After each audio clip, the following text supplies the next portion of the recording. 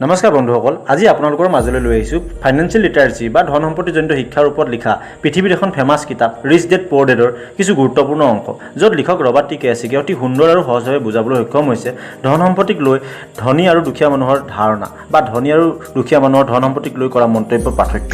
ধনী মানুহে এনে কি শিক্ষা গ্ৰহণ কৰে বা তেওঁলোকৰ ল'ৰা ছোৱালীক এনে কি শিক্ষা দিয়ে যে ধনী মানুহৰ ধন সম্পত্তি আৰু বাঢ়ি গৈ থাকে। ঠিক তাৰ বিপৰীতে দুখীয়া বা মিডল ক্লাছৰ মানুহে তেওঁলোকৰ ল'ৰা ছোৱালীক এনে কি শিক্ষা দিয়ে যে তেওঁলোকৰ ল'ৰা ছোৱালী দৈনন্দিন জীৱনত প্ৰয়োজনীয়খিনি পূৰণ কৰিবলৈ ষ্ট্ৰাগল কৰি থাকিবলগীয়া হয় বা চাকৰি বিচাৰি হাবাধৰি খাই থাকিবলগীয়া হয়। লিখকে এই সকলোখিনি কথা তেওঁ দুজন দেউতাকৰ অভিজ্ঞতা আৰু ধন সম্পত্তিৰ ওপৰত কৰা মন্তব্যৰ মাজেৰে আগবঢ়াই দিছিল, য'ত এজন তেওঁৰ নিজৰ দেউতাক আৰু আনজন তেওঁৰ বন্ধুৰ দেউতাক। কিন্তু দুয়োজন দেউতাকে তেওঁলোকৰ নিজৰ ক্ষেত্ৰত ছাকচেছফুল ব্যক্তি আছিল। এজন উচ্চ শিক্ষিত আছিল আৰু আনজন আছিল মাথো 8 পাছ। কিন্তু লিখকে দুয়োজন দেউতাকৰ পৰা বহুতো প্ৰেৰণা পাইছিল। প্ৰথমজনে কৈছিল, ৰবাৰ্ট তুমি ভালদৰে পঢ়া যাতে ডাঙৰ হ'লে ভাল ডিগ্ৰী গ্ৰহণ কৰি বহুত ডাঙৰ চাকৰি কৰিব পাৰা। কিন্তু আনজনে কৈছিল, ৰবাৰ্ট তুমি ভালদৰে পঢ়া কিন্তু চাকৰিৰ বাবে নহয়, তুমি যাতে ভাল শিক্ষা গ্ৰহণ কৰি বহুত ডাঙৰ কোম্পানী খুলিব পাৰা আৰু বহুত মানুহক চাকৰি দি কৰ্ম সংস্থাপন দিব পাৰা। প্ৰথমজন দেউতাকে কৈছিল, টকা পইচা সকলো সমস্যাৰ মূল কাৰণ, কিয়নো পৃথিৱীত যিমান বেয়া কাম চোৰ ডকাইত হিংসা অত্যাচাৰ হয় সকলো টকা পইচাৰ কাৰণেই হয়। কিন্তু দ্বিতীয়জনে কৈছিল, টকা পইচা নোহোৱাটোহে সকলো সমস্যাৰ কাৰণ, কিয়নো টকা পইচাৰ অভাৱতে চোৰ ডকাইত হয় বা হিংসা অত্যাচাৰ হয়। মানুহৰ জীৱনৰ সৰহভাগ সমস্যাও টকা পইচাৰ অভাৱৰ বাবেই সৃষ্টি হয়। প্ৰথমজনে ৰবাৰ্টক সদায় দামী ব্ৰেণ্ডেড বস্তুৰ পৰা আঁতৰত থাকিবলৈ উপদেশ দিছিল, কিয়নো সেইবোৰ আমাৰ সাধ্যৰ বাহিৰত। কিন্তু দ্বিতীয়জনে দামী আৰু ব্ৰেণ্ডেড বস্তু কেনেকৈ ল'ব পাৰি তাৰ বিষয়ে ৰাস্তা বিচাৰিবলৈহে উপদেশ দিছিল। আৰু এনে বহুতো বিপৰীত সিদ্ধান্ত দিছিল দুয়োজন দেউতাকে তেওঁলোকৰ ব্যক্তিগত অভিজ্ঞতাৰ ফালৰ পৰা। আপোনাৰ কোনজন দেউতাকৰ ধাৰণা ভাল লাগিল কমেণ্ট কৰি জনাব নিশ্চয়। কিন্তু ৰবাৰ্টে কাৰ কথাত গুৰুত্ব দিলে আৰু কেনেকৈ আমেৰিকা যুক্তৰাষ্ট্ৰৰ এজন বিখ্যাত বিজনেছমেন হিচাপে নিজকে প্ৰতিষ্ঠা কৰিবলৈ সক্ষম হ'ল সেই বিষয়ে জানিবলৈ আপুনি আগবাঢ়িব লাগিব মোৰ লগত কিতাপৰ কেইটামান গুৰুত্বপূৰ্ণ সিদ্ধান্তলৈ বা লিখকৰ ভাষাত ধনী মানুহৰ সিদ্ধান্ত। প্ৰথম কথা, the rich don't work for money. ধনী মানুহে পইচাৰ বাবে কাম নকৰে। দুখীয়া আৰু মিডল ক্লাছৰ মানুহে সদায় পইচাৰ বাবে কাম কৰে, কিন্তু ঠিক তাৰ বিপৰীতে ধনী মানুহে সদায় পইচাক তেওঁলোকৰ বাবে কামত লগায় যাতে সেই পইচাই আৰু পইচা ঘটি দিব পাৰে। দুখীয়া বা মিডল ক্লাছৰ সৰহসংখ্যক লোকে জব কৰি নিজৰ পইচা উপাৰ্জন কৰিব বিচাৰে, কিয়নো জব পালে তেওঁলোকে নিজকে ছেফটি ফিল কৰে। কিন্তু সেই ছেফটিৰ কথা ভাবিয়ে নতুন চিন্তা যেনে বিজনেছ, ইনভেষ্টমেণ্ট বা নিউ আইডিয়া আদিৰ কথা ভাবিবই নোৱাৰা হৈ পৰে আৰু তেওঁলোকৰ ইনকাম পথো কেৱল এটা হৈ পৰে, যাৰ ফলত পইচাৰ বাবে কাম কৰা এটা গোলামৰ দৰে হৈ যায়।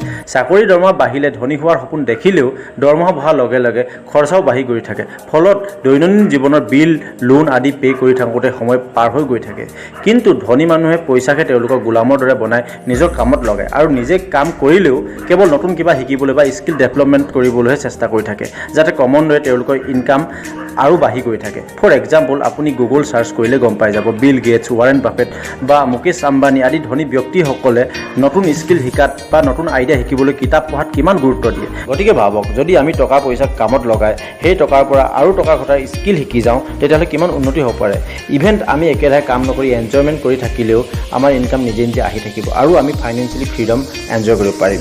গতিকে কেৱল নিজৰ চাকৰিতে ব্যস্ত নাথাকি ইনকামৰ কিছু অংশ কেলকুলেটেড ৰিস্ক লৈ বিজনেছ বা ইনভেষ্টমেণ্ট কৰিবলৈ শিকক, যাতে আপোনাৰ পইচাই আপোনাৰ বাবে আৰু ইনকাম কৰি দিব পাৰে আৰু এনে কৰিলে আপোনাৰ ইনকামৰ পথো বাঢ়ি গৈ থাকিব। দ্বিতীয় কথা, হোৱাই টিচ ফাইনেন্সিয়েল লিটাৰেচি। আমি কিয় ফাইনেন্সিয়েল লিটাৰেচি শিকাৰ উচিত? এই কথা বুজিবলৈ আপুনি প্ৰথমে এছেটছ আৰু লাইবিলিটিছৰ মাজত পাৰ্থক্য বুজিব লাগিব, কিয়নো ইয়াক সাধাৰণ ইকনমিক্সত পঢ়োৱা নাযায়।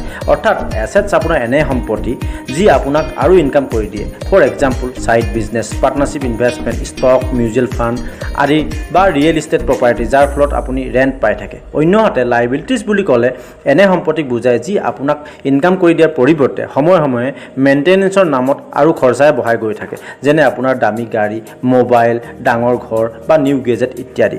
দুখীয়া আৰু মিডল ক্লাছৰ মানুহে সদায় এছেটছ বুলি ভাবি লাইবিলিটিছৰ ওপৰতহে পইচা খৰচ কৰি দিয়ে, যাৰ ফলত তেওঁলোকে কেতিয়াও ফাইনেন্সিয়েলি ফ্ৰী হ'ব নোৱাৰে। কিন্তু ধনী মানুহে এনে নকৰে। তেওঁলোকে প্ৰথমতে এছেটছৰ ওপৰতহে পইচা ইনভেষ্ট কৰে, পিছত লাগিলে আৰু দামী গাড়ী, ঘৰ, সম্পত্তি লওক, কিন্তু প্ৰথম অৱস্থাত তেওঁলোকে ইনকামৰ পথ বনোৱাতহে গুৰুত্ব দিয়ে। পৃথিৱীৰ কোনো ধনী ব্যক্তিয়ে কুল সম্পত্তিৰ 10%তকৈ অধিক পইচা লাইবিলিটিছৰ ওপৰত খৰচা নকৰে।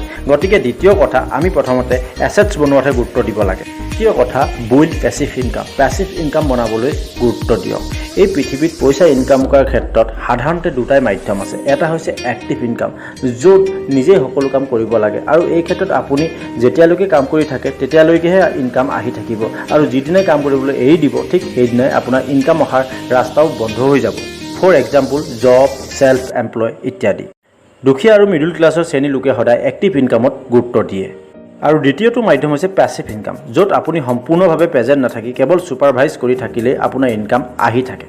লিখকৰ মতে ধনী আৰু মিডল ক্লাছৰ মানুহৰ মাজত সকলোতকৈ ডাঙৰ পাৰ্থক্য এইটোৱে, কিয়নো মিডল ক্লাছৰ লোকে পইচা অহাৰ লগে লগে নিজৰ এক্সপেন্সেছত সকলো হেক কৰি দিয়ে আৰু লাষ্টত বাকী থকা পইচাৰে ছেভিংছ কৰিব বিচাৰে, যাৰ ফলত তেওঁলোকে এছেটছ বনাবলৈ পইচা গোটাবই নোৱাৰে।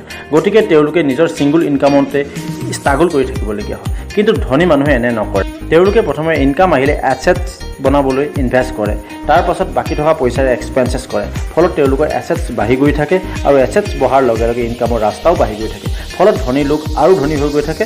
গতিকে আপুনিও যদি জীৱনত ধনী হ'ব বিচাৰে পেছিভ ইনকাম বনাবলৈ চেষ্টা কৰক, কিয়নো এই পৃথিৱীত কোনো ব্যক্তিয়ে এক্টিভ ইনকাম কৰি ধনী হ'ব পৰা নাই।